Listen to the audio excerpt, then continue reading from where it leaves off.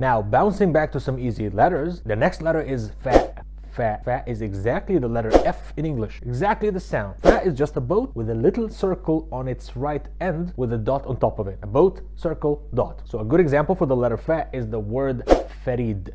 Farid. Farid means unique. Another example is the word Faris. Faris. Faris means a knight. Knight with a K, the one that saves the princess and rides the horse. Faris. The next letter is the letter Qaf. Qaf. Qaf looks like the Fa but with two differences. First one is like there's two dots instead of one dot. Second one is that the Qaf is a little bit more curvy. You see the difference? Fa, Qaf.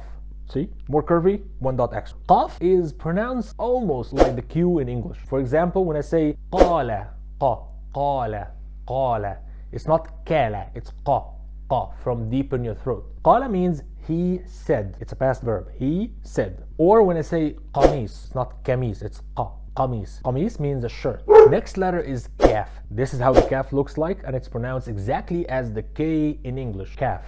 Kaf. An example for it is Kareem.